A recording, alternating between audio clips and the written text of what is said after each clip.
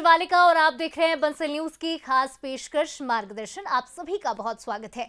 अगर आप भी अपने करियर को लेकर कंफ्यूज हैं या अपने करियर को सुनिश्चित करना चाहते हैं तो ये प्लेटफॉर्म, ये कार्यक्रम आपके लिए है, क्योंकि हमारे इस प्रोग्राम में हम एक्सपर्ट से बातचीत करते हैं। एक्सपर्ट्स इस मार्गदर्शन कार्यक्रम में आपका मार्गदर्शन करते हैं और आपका लक्ष्य हासिल करने में बनते हैं आपके मददगार।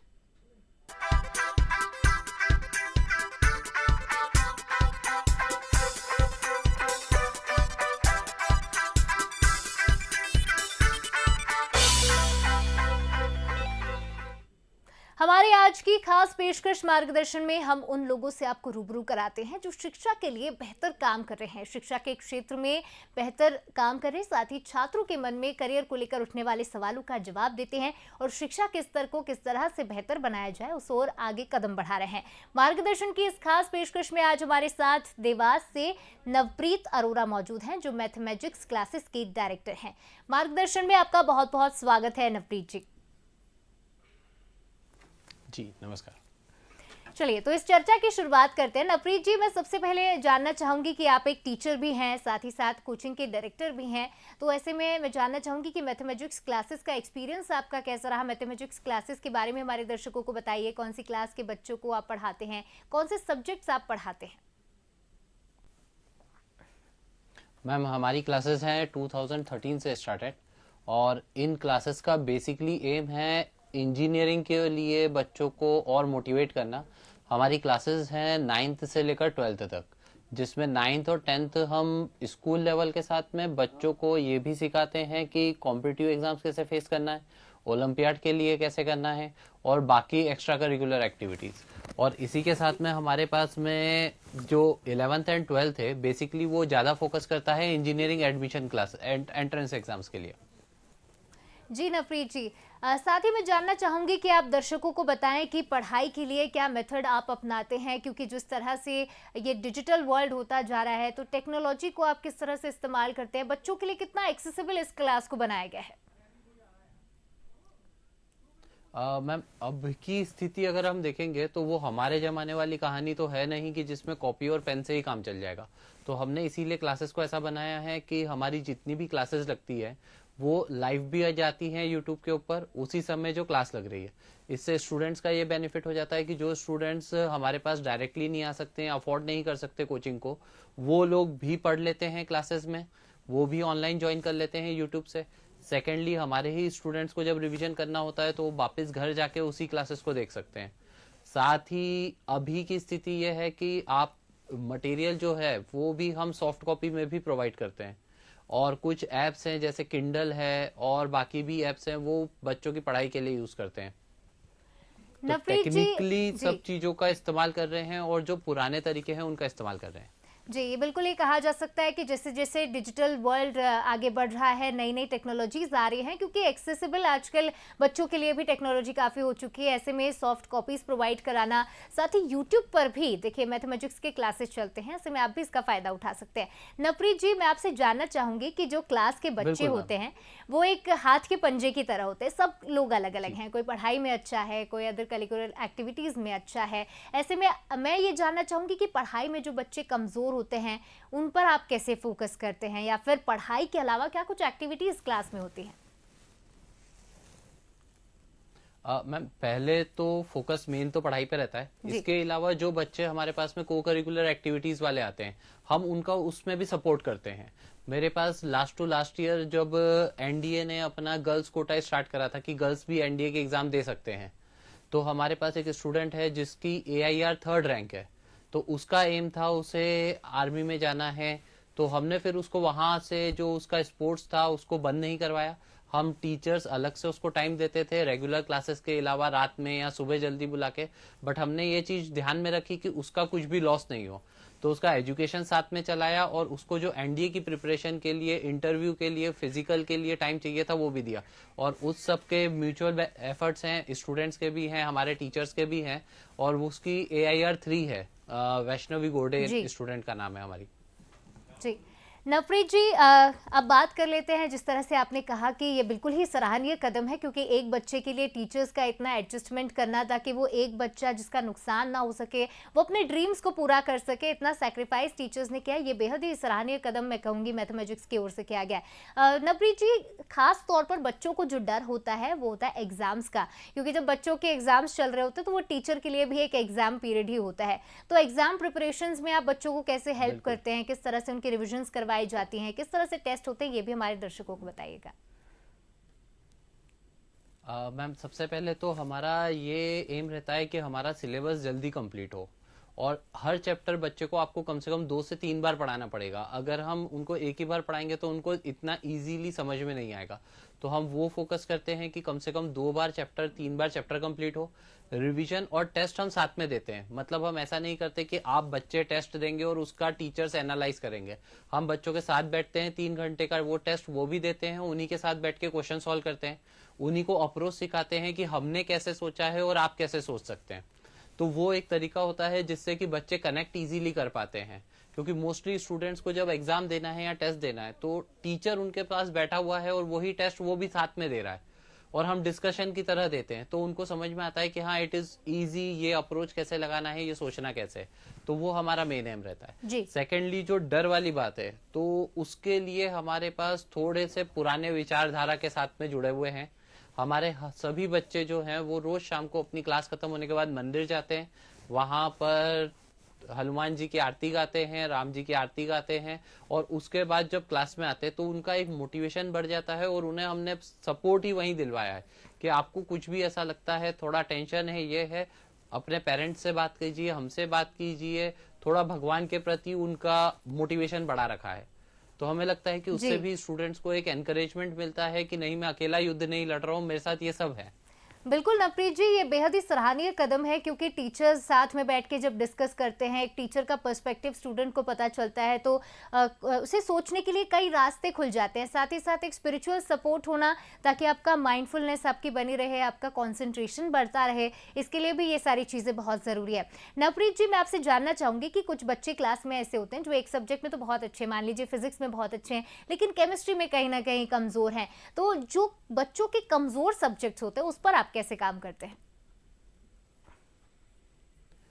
मैम, सबसे पहली चीज जो है ना वो यही है कि हम, अगर स्टूडेंट हमारा फिजिक्स में मजबूत है तो हम उसे पहले तो उसमें और मजबूत बनाते हैं, ताकि उसको ये चीज हो जाए कि मेरे यहाँ पर तो नंबर आ जाएंगे, क्योंकि जो हमारी मेन एग्जाम है, जेई मेन से एडवांस है, उसके अंदर क्यूमुलेटिव मार्क्स आएंगे फिजिक्स, केमिस्ट्री, मैथ्स मिला के। तो अगर हमारा स्टूडेंट एक सब्जेक्ट में जैसे फिजिक्स में अच्छा है तो हम उसको पहले उधर लेके जाते हैं कि आपको 100 में से 70-80 मार्क्स इधर स्कोर करो। अब जैसे केमिस्ट्री हो गया, जिसके अंदर मैक्सिमम बच्चों को प्रॉब्लम आती है कि ऑर्गेनिक केमिस्ट्री है या फिजिकल केमिस्ट्री है, उसके अंदर याद नहीं होता, तो उसका बेसिक रूल है मैम प्रैक्टिस करना। अब वो प्रैक्टिस क्यों नहीं कर पाते हैं बच्चे, क्योंकि उनको डर तो ऑलरेडी लग रहा था, तो वो प्रैक्टिस नहीं करेंगे।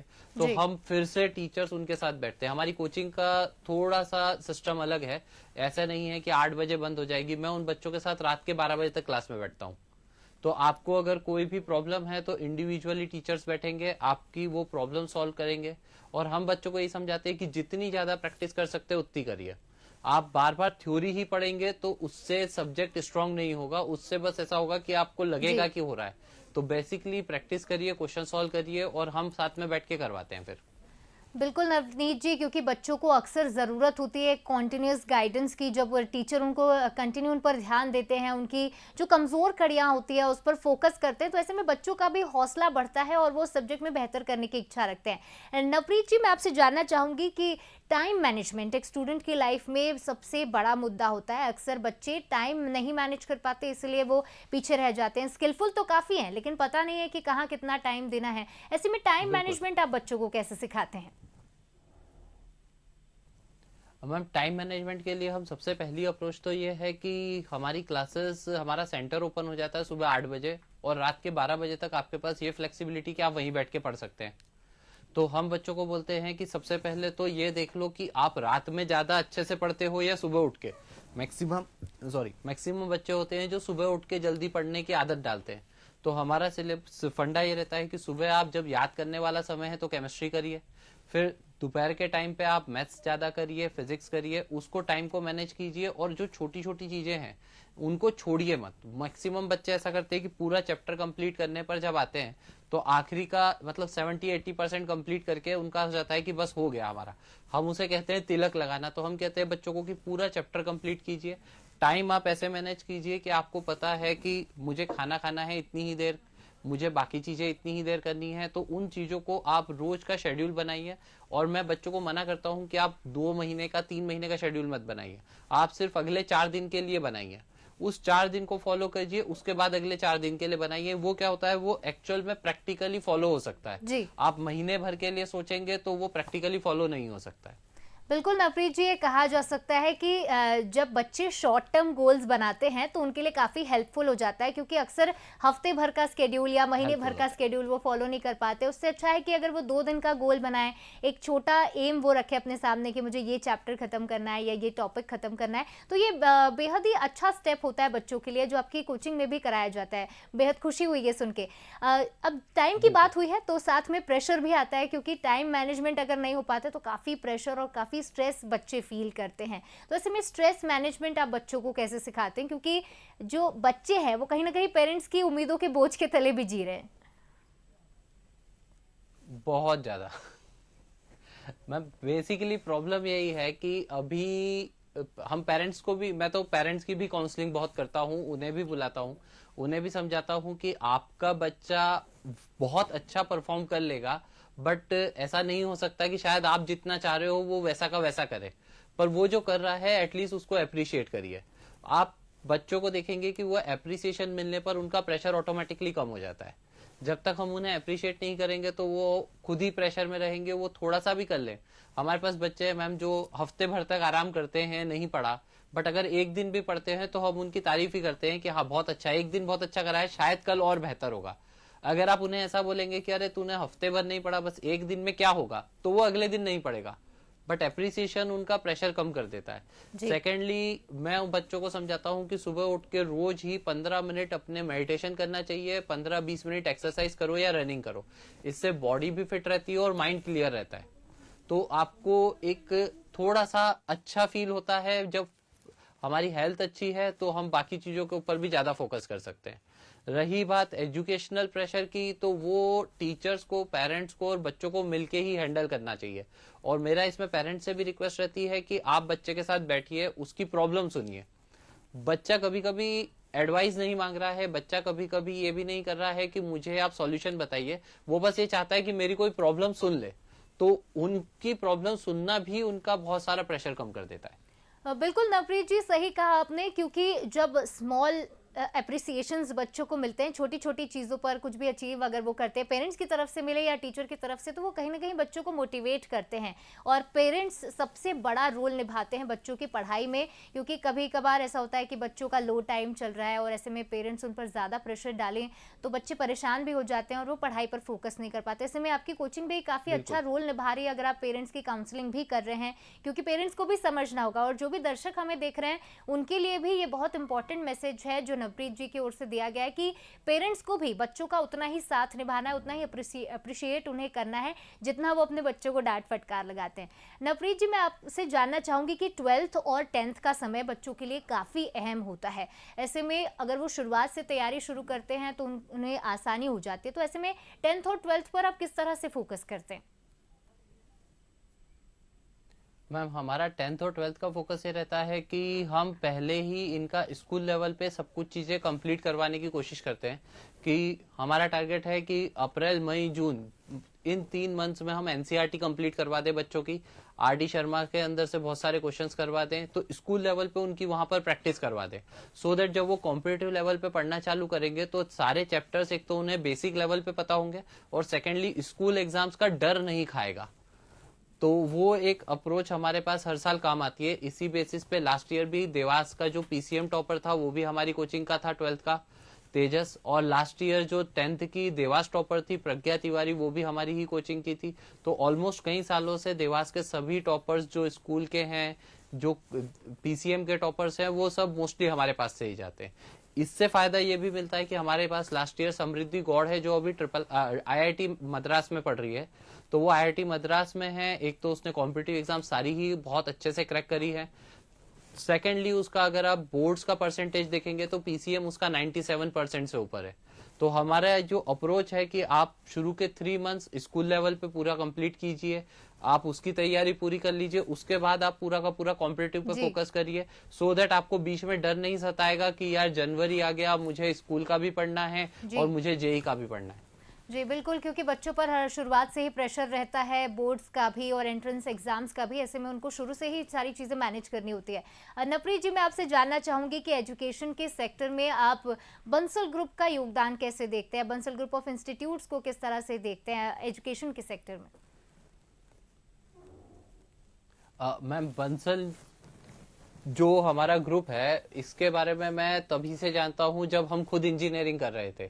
तो तभी से बंसल ग्रुप की एक अप्रोच बहुत अच्छी है कि बच्चों को जो इंजीनियरिंग भी है या दूसरे इंस्टीट्यूशंस भी है, मेरा मोस्टली टारगेट इंजीनियरिंग वाला रहता है तो उनसे ज्यादा मेरा परिचय रहता है। तो वो सभी लोग अपना एजुकेशन के साथ में बच्चों को एक्स्ट्रा करिकुलर करवा रहे हैं, इंडस्ट्रियल विजिट्स करवा रहे हैं, जिससे कि बहुत सारा बच्चों के ऊपर एक एक्सपोजर मिल रहा है, ताकि प्लेसमेंट्स बहुत अच्छे हैं। इवन इस साल के प्लेसमेंट्स भी बहुत अच्छे निकले हैं बंसल ग्रुप के, मैंने देखे। जी नवप्रीत जी, बहुत बहुत शुक्रिया आपका। मैं चाहूंगी कि हमारे साथ जो दर्शक जुड़े हैं, जो स्टूडेंट्स हैं, पेरेंट्स हैं, उनके लिए आप अंत में एक मैसेज दें और स्टूडेंट्स को गाइड भी करें कि किस तरह से वो अपनी पढ़ाई और भी ज्यादा बेहतर तरीके से कर पाएं। मेरा बच्चों के लिए बस यही गाइडेंस है कि अभी का समय ऐसा है कि जितना आप अपने आप को ग्राइंड कर सकते हैं उतना ज्यादा करिए। फॉर्मूला बुकलेट्स ऐसी चीज होती है जो बच्चे बहुत इग्नोर कर देते हैं, बट बहुत इजी रहता है उससे चीजों को रिवाइज करना, क्योंकि पूरा चैप्टर पढ़ने के लिए बहुत टाइम लगेगा। बहुत अच्छा है कि रोज आप फॉर्मूला बुकलेट्स पढ़िए, चीजों को याद करिए और चीजों को लिख लिख के प्रैक्टिस करिए। जितने ज्यादा पेपर देंगे उतना अच्छा है। नंबर से नहीं घबराना है। आपको शुरू में अगर बहुत कम नंबर भी आ रहे हैं तो आप कंटिन्यूअस जब पेपर देते जाएंगे तो वो नंबर ऑटोमेटिकली इंक्रीज होंगे। हमने ये बहुत सारे बच्चों के साथ करा है और बहुत बच्चों का बहुत रिजल्ट बढ़िया हुआ है।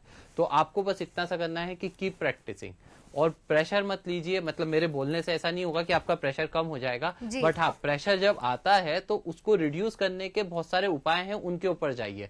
आप पेरेंट्स से बात कीजिए, आप अपना जो स्ट्रॉन्ग टॉपिक है उसी के ऊपर थोड़ा और फोकस कीजिए, आपका स्ट्रॉन्ग सब्जेक्ट को और स्ट्रॉन्ग बनाइए, ताकि आपको ये पता चल जाएगा कि आप कर तो आराम से सकते हैं।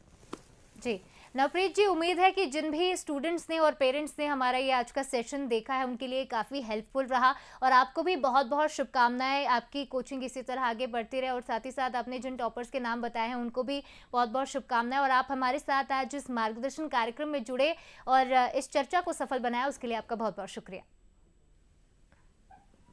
जी धन्यवाद। और इसी के साथ हमारी खास पेशकश में फिलहाल इतना ही। दीजिए इजाजत, नमस्कार। बने रहे बंसल न्यूज के साथ।